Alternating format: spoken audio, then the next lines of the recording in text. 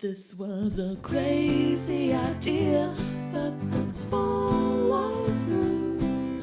It's gonna get rough, but there's little we can do.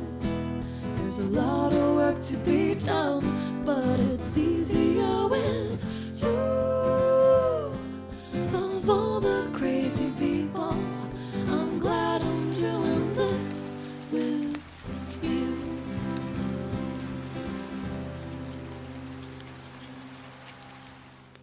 Alright everybody, so as you may know if you had watched some of our previous videos, we had some issues with our alternator belt again.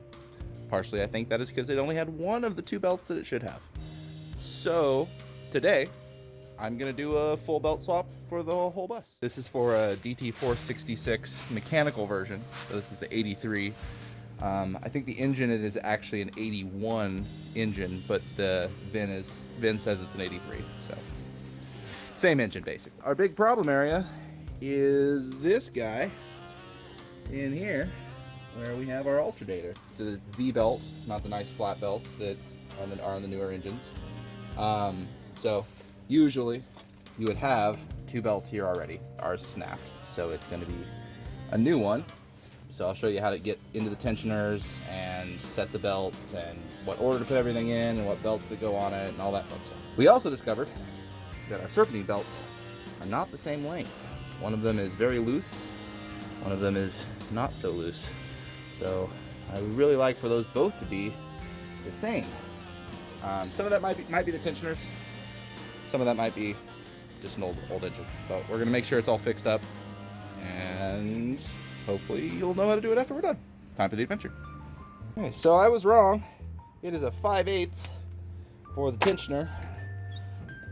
Come in here with our handy dandy articulated junk and loosen it up a little bit.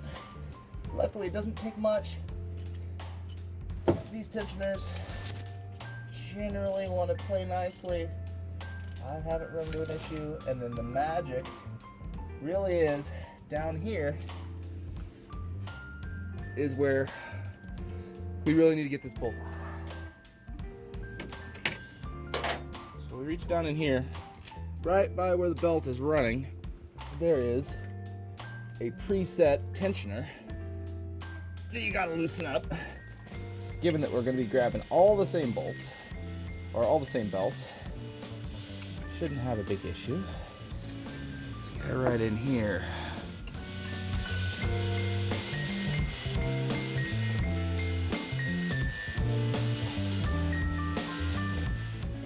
Ease it out of there. And there we go, I lost one of my spacers. But,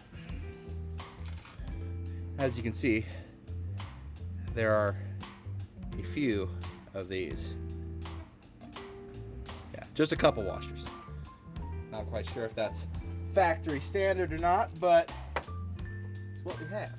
We can now get this no longer tensioned before we can start pulling belts.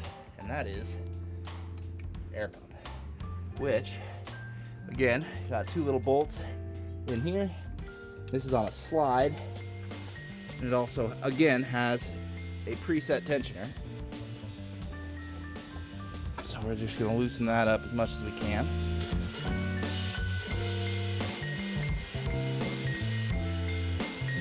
So yeah, now's a good time. Go through, make sure all your fluids are good. We've tested all these systems. They all come up to the right pressures and everything else. We're just doing belts today, which seems to be my eternal hell.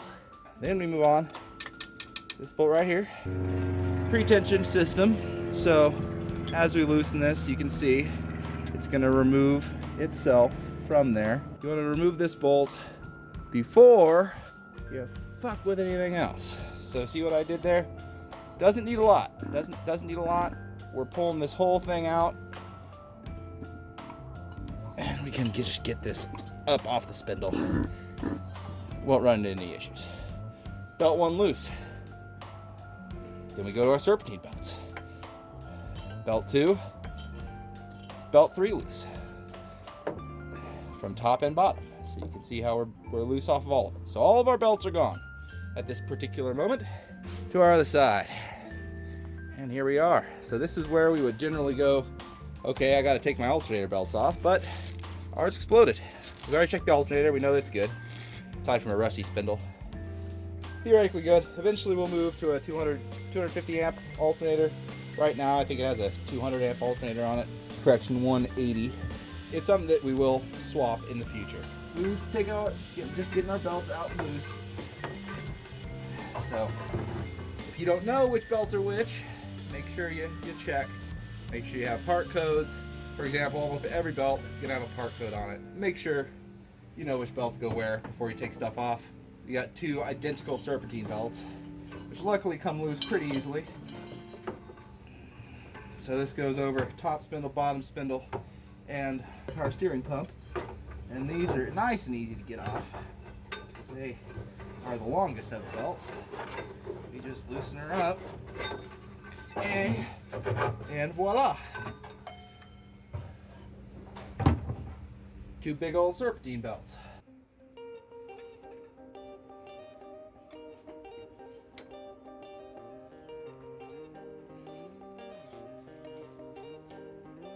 Once you have your tensioner in place, just make sure you get her tightened down.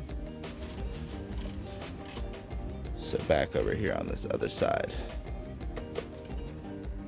Remember these bolts we loosened. And make sure that they are back to being not loose. Assuming that this still has clearance, which we should. New belt for that should have a little bit smaller size as well, because it isn't so old.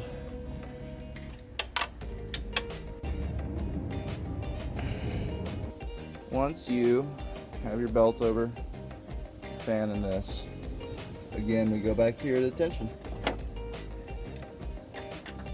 And again we have a 5/8.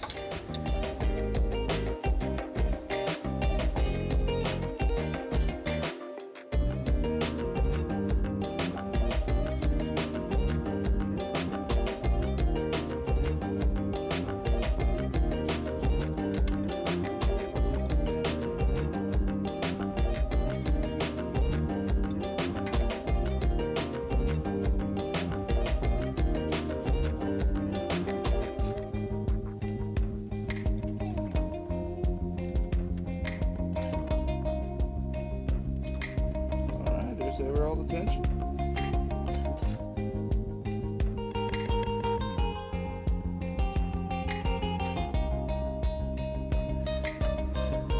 So tension bolt gets you to where you need to be, and these guys down here, make sure you stay there.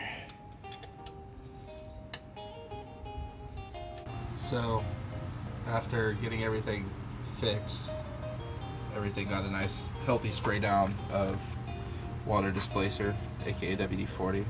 I'm gonna do some scraping to make sure everything is where it's supposed to be and nothing's too bad, but it all looks like surface rust so far. And new belts. Hopefully I don't have to think about belts for a while. I almost started the battery charger on it. Oh, that would have been bad. Probably. Yeah. So are we a go? We are a go. Oh, oh boy. Oh boy.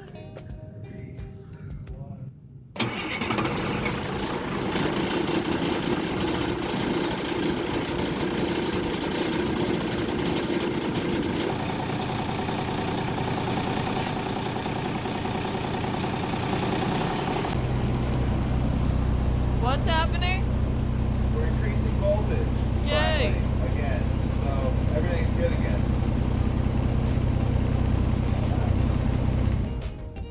So it's not to drive Marlon completely insane. Woo! My Yay! belt hell is done. Belt hell is officially over. More belt hell. Are you sure, babe? You think it'll fit? Or you know it'll fit? I mean, I am confident enough that it will fit. Boy. I am filled with confidence. I believe you.